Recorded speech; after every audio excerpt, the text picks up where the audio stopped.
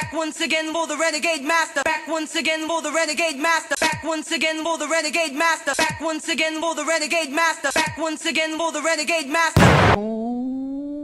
Hello my renegades and welcome back. And I start off from the outset, I apologise that I haven't been coming out with my videos at the moment. I haven't been too well, so I haven't been able to get the energy to literally get up and start doing the things that I really want to do. So now I am back to give you all my undivided attention, to get back on this train called Love Island Series 11. And now I am starting from episode 24. I know other people are way ahead of me, but you know what? I'm watching it with fresh eyes. I'm watching it with fresh eyes for you all. Do you know what I mean? So you'll get a nice and new and different perspective on what's coming. Anyway, so now I am on Love Island Series 11 and we are now on episode 24. But before we get into this episode, as I always ask, if you can hit that subscribe button, if you can hit that notification button so when you know I'm on doing videos, if you can comment, like, share and do all the good things that you do, because I am on the road to 1k. I am hoping that I will be more active now, and that, you know, I'm pushing through people. Anyway, so now we know it's Casa Amor time. So I'm like, which of these girls and which of these guys are gonna have wayward eyes for each other, and who's gonna stay true with each other? Because we always know when it comes to Casa Amor and it comes to the lads, they get a little bit overzealous. Let's just put it that way. So there's 6 sexy new boys coming. They were okay. They were okay. That's all I can say. They weren't like, you know, on that type of level. They were just like average. They were okay. So everyone's still a little bit downcast in regards to the departure of Harriet and Ronnie, and I just think at this point Will don't want Uma. He's just literally going through the motions with her. It's definitely some stuff that he says, yeah, and I think you get to see it more through the Casa Amor sheet. That Will and he as I said before in my previous episodes, Will was one to watch because he literally does fly under that radar a little bit, but his shit does come to the forefront, thank God. Everyone is going through the suspicions of why they were chosen and getting it wrong, because they don't necessarily know how they're being perceived by the general public anyway. So what they're not realizing is they don't know what's being shown to us to consume, to think about, to talk about, especially when it comes to voting for our favourite couples. Because I know when I vote for, even if it is for a favourite couple, I'm voting for that individual person that's in that couple, not necessarily the person that they're with. Like, so when I vote for Mimi and Ayo, my vote is going for Mimi all day, every day at the end of the day, because Ayo's an arse. So the reason why I'm keeping them in there is because I like Mimi, and I think that's how some people may be playing it, in the fact that, you know what, I'm voting for the person that I like. It ain't the couple that I like, it's the person that I like. You're not going to vote for that person that's a shitty person. I don't think Joey's conceptualizing that as well when they talk about when he's in the bottom for least favourite couple and this, that and the other, when he's not up the top, and they get confused. Now people are confused that Harriet and Ronnie have been like booted out of the villa. So because it's the shit that Harriet does and it's the definite shit that Ronnie does, and we could see through their relationship, we could see through the fact that Ronnie didn't really want Harriet. He just didn't want to be on his own, so he naturally gravitated back towards Harriet because he knew that Harriet would want him and Harriet would take him. And we just didn't like him. We didn't rock with him. Me per se, I didn't really rock with Harriet, to be fair. I don't rock with either of them, so it wasn't a surprise to me that they ended up being voted off. So basically you see Jess and Trey sitting on the daybeds, and Jess is basically asking Trey, are you happy to be here? And why does Trey just literally grab her face and then kissed her and pushed her away and smiled and said, course I am. I said, yeah, that move was not sexy at all. It was not. So you basically see Jess and Grace having a conversation, because Grace does go over to Trey and Jess because she's still a little bit upset in the fact that Harriet and Ronnie have gone. So basically, Jess is telling Grace that you need to go what you want, and whoever you want, you need to just go for it because your time is not guaranteed in the place, which is true. So Jess says to Grace about how it would be interesting to see what Joey felt if Grace like was gonna go, because that could have easily been Grace leaving the villa that night. So she's telling Grace, oh, you need to have that conversation with Joey. And I'm kind of like, no, she doesn't actually. She really doesn't have to have that conversation with Joey. She doesn't have to have any type of conversation with Joey, because at the end of the day, who cares about what he feels? Them two are done. Grace has told this man she's done, and she will never speak to him again, because if he'd have kissed Jessie on the terrace or kissed her any which way above, he did that, she found out. So Grace needs to stay true to her word and not speak to the man again if that's how it's going to be at the end of the day, because why should she care what Joey felt if she'd been removed from the villa at the end of the day? Because Joey made his choice and what he wanted to do, and that was to go for Jessie over Grace. So Kieran is absolutely gutted that Ronnie's gone. Basically, Kieran pegged himself as Ronnie's little brother in the villa. Kieran is basically sitting there thinking that I don't know, he's saying I love you was too early to say. And I said, you can't even bask in the moment with Nicole. You've just said I love yous with each other. You can't even bask in the moment because Casa Amor is just around the corner. And it's the fact that they don't know what's coming yet. So they're going about their day as normal.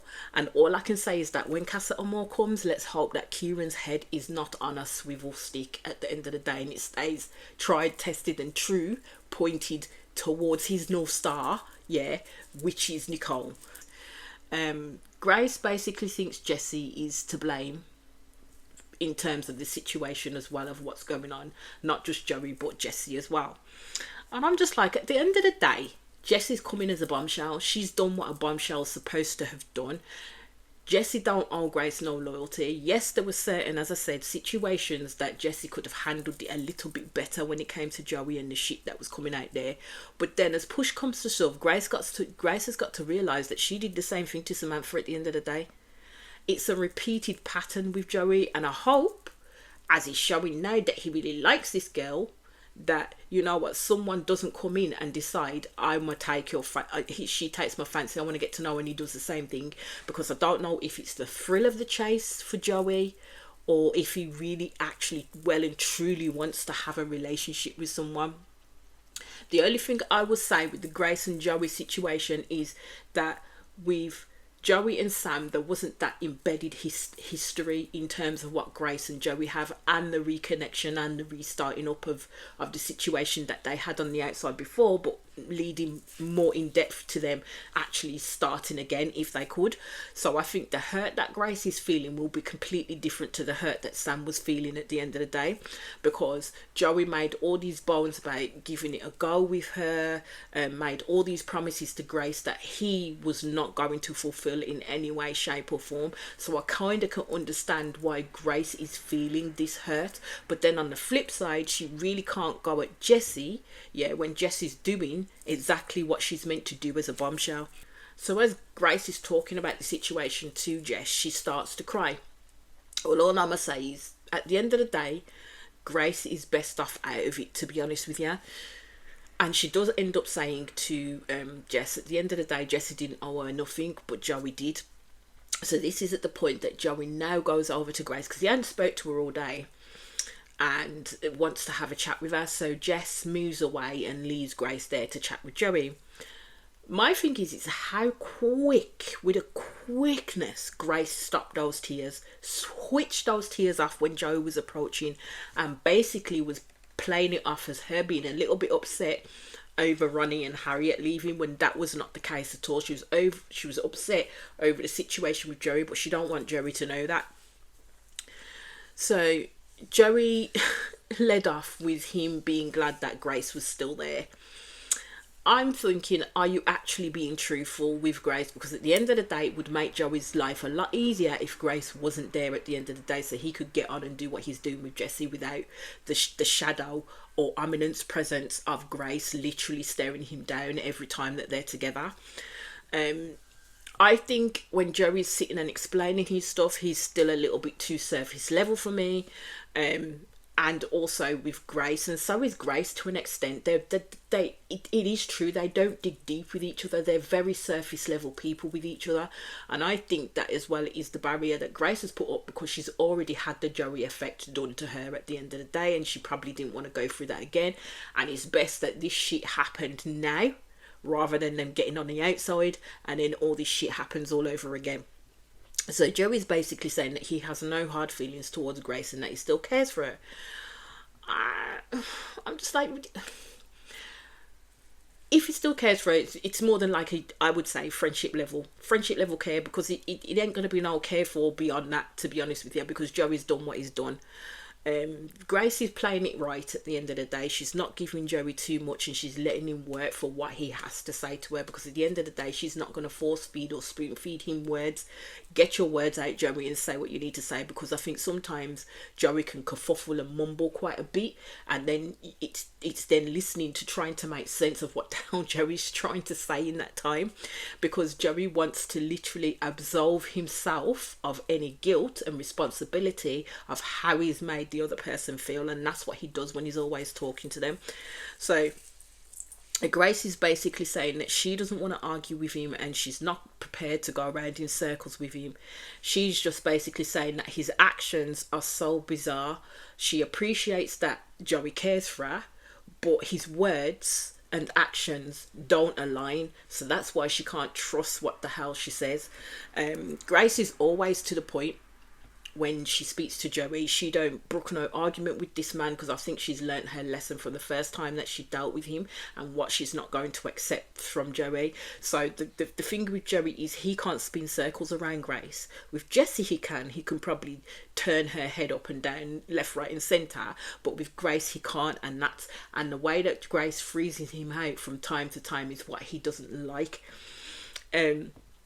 So then Joey really says with his chest through their conversation that she deserves happiness, and that he deserves happiness. And I thought, my guy, if you're talking to Grace about the situation itself, yes, Grace deserves happiness. Grace thought that happiness was going to be with Joey at the end of the day, because that's the Joey that's the promises that Joey filled her head with. So Joey needs to stop the false niceties of what you deserve to. Of course you deserve to find happiness. Everyone deserves to find happiness, but what people don't deserve is having false promises provided to them, knowing full well you ain't going to fulfill it. Anyway, so you see Kieran asked Joey like if it's completely done between him and Grace, and Joey had his chance and he flubbed it at the end of the day. So it's completely finished between him and Grace. Grace is looking forward in terms of hoping to get to know somebody else if she can, away from Joey. So then we get to the daytime. All I'm going to say is like it's innocent lambs to the slaughter, because they don't know what is going to happen. Jess is talking about Trey, and she says she doesn't know with him right now. He did cook her breakfast that morning and it was kind of awkward. I don't think Jess and Trey are on that kind of level playing field at all. Yes, they may find each other attractive. Yes, they may give each other kisses, but that's as far as it's going for Jess. It's kind of a dead end for her.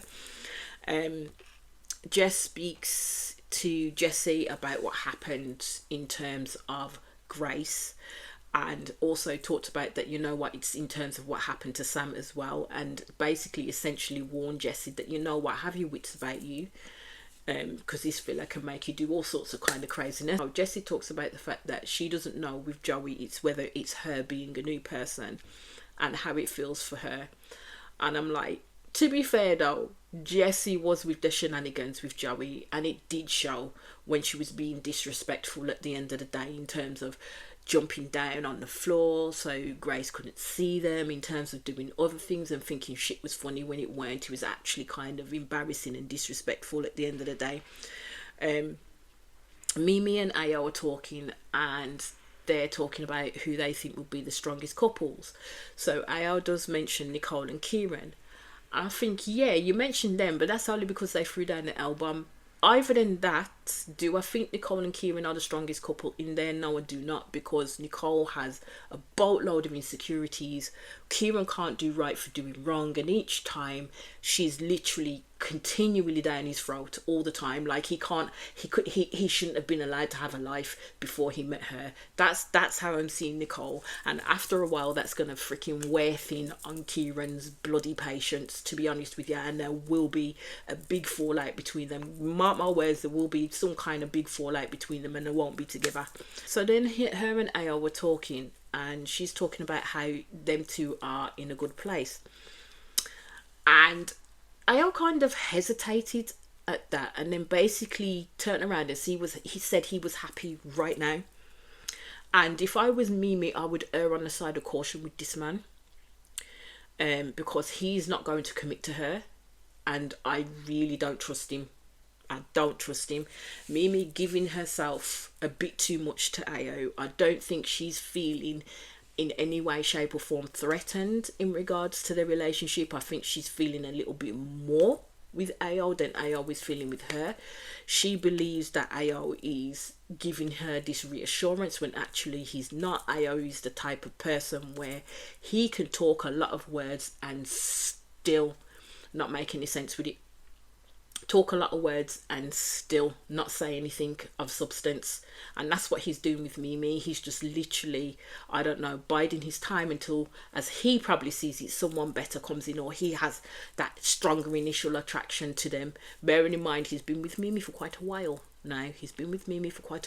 Never once said that there were any issues in their relationship, with their connection or anything like that. Kept saying that he's happy with this girl. So she's building this or otherworldly picture in terms of what her and Ao are going to have or could have on the outside. You see Jess as well talking to the girls about Trey, and basically she feels that at this point she's not wanting to live out of each other's pockets. She just whispered to Grace, and she feels like Trey is always hovering. And I was like, it's a small place in there. You can't but hover or have or if you're having a conversation, the person's literally just either the next bed over or in the pool or whatnot. So it doesn't necessarily mean that Trey is hovering. And yeah, Jess is already complaining. So when Jess starts complaining about a guy, it ain't gonna bode well for them two at all. So Jess is thinking that she may kind of have the ick, but she doesn't say it's any one specific thing about Trey as to why she has the ick. And I said, it's because he's not a character. It's not a Ronnie character. That's what it is. Trey is not a Ronnie character, and that's the type of character that she likes. That's the type of character that she goes for. So then the text comes in, and I swear to God, when these texts happens with these people, it's like PTSD all over again for these people. Each time a text comes in, so then it is, the girls are gonna go out together with cocktails, but it's gonna be cocktails with a twist, and they don't know it. They don't know what's coming because they are not set to return to the villa. I said, do you know what? When they were kissing each other goodbye, the lads need to savour those kisses. But what I did notice is that when it came to Ao and Mimi saying goodbye to each other, it's like he didn't really want to kiss Mimi at all. Everybody was giving hugs and kisses, but he wasn't that very forward with Mimi, and neither was Mimi with him. He kissed her cheek, of all things. Kissed her ass cheek. All I would say is, you know what, out of the lads who I hope find someone would be Connor, because Connor's had it rough in that place at the end of the day, and there ain't nothing going to be going on between Connor and Grace. So hopefully Connor finds himself someone that he'll be able to get on with within the villa itself. They get to the table, and Jessie speaks about wanting Grace to be more welcoming and understanding. And all I would say is, with Grace, what people do fail to realise is that it was the hurt cut a lot deeper with Grace than it would have been for Sam. I'm not saying that, you know what, Sam was not hurt at all in that scenario, but the key denominator to their hurt was Joey at the end of the day. He was the one that did wrong. But then also, again, as I would say on the flip side, Grace really doesn't have that much space to talk when it comes to feeling or putting blame on Jessie at the end of the day, because Grace came in as a bombshell and did the same things that Jessie was doing in order to take Joey away from Sam. Kiss up that man not so far from where Sam was, and was hella disrespectful with it, and wanted to, and slept with the guy within the hideaway. So come on now. So Jessie isn't convinced that Joey won't do it again, but she has to go off by how she's acting. Matilda says that she feels lucky with Sean and is starting to get the feels. Mimi's not convincing when she says that she's doing good with Ao a lot, and it looks like her feelings are getting more serious by the day, because even though Ao says he's being true to himself, that means Ao's about to be selfish and not think of how his actions are going to impact on the person that he's with or next to him at the end of the day. He thinks he's going to be able to talk a good game and get his raw self out of it, and then try and keep that girl dangling at the same time that he wants to go and have his cake and eat it too. That's how Uma sees it. Uma sees the total shitness that is Ao at the end of the day. Mimi doesn't see it yet, but she will. She will. Basically, Nicole's fully in love.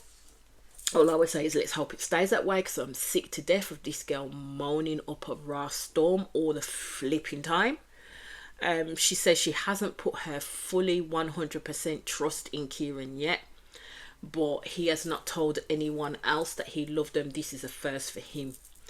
Mimi says that she doesn't trust Ao 100%, but feels she may be kept in the loop.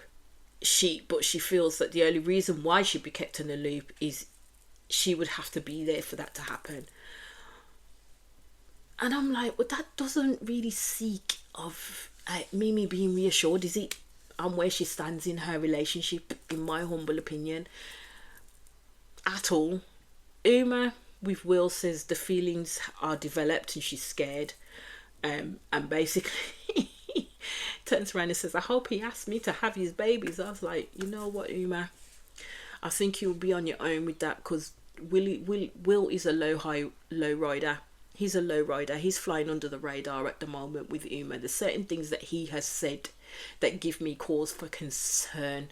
He hasn't meted out his behaviours yet, but certain things that he's done gives me cause for concern, in that he does not respect Uma in the slightest. Yes, Uma's the person that he went in there for. Uma's the person that he managed to couple off with, and now Uma's managed to open herself up enough in order to start kissing this man willy-nilly, showing him that reassurance and showing him that she's there for him in that sense. And she doesn't do that lightly, and Will knows this. He fully knows this. Jess is basically being honest about how much she can say when it comes to Trey. She doesn't really know about him, but she's been getting the ick and she don't know why.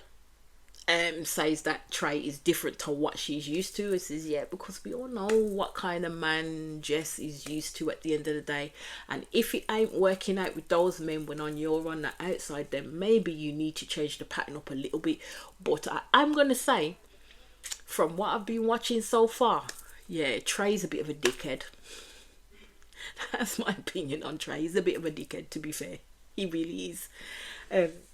Matilda did ask the question that we all thought was going on, that did she use Sean in order to make Ronnie jealous? And even though Jess denied it, I'm sorry, I'm still going to say, in my humble opinion, that was still her great game plan. She overplayed her hand at the end of the day, and Ronnie didn't take the bait. That's how I'm seeing it. Even Matilda didn't look convinced when Jess was answering that question at all. So then the text comes in, and they were all like, shit. And then that's when the Casa Amor said, it awaits you, my girlies. Nicole and Uma straight away, worried as hell. Nicole didn't want to go nowhere. So lads still hadn't noticed that the girls hadn't come back yet. And then the lads get the text coming, and the lads get told that the girls have all gone to Casa Amor. Now all of them are worried. I'm like, Joey's kind of like asking what the hell are going to do for the nights alone, and Aya's asking if they were gassed. Now it's my thinking that these people must have watched Love Island to know how Casa Amor works. So in come the fellas and Casa Amor. You've got Jake, Blade, Joel, Lionel, Hugo and Messiah. I'd have to say the only ones out of them lads that actually I thought, had a bit of potential was Lionel, Blade, but he turned out to be a bit of a cock. Didn't really like him in the slightest, and still don't.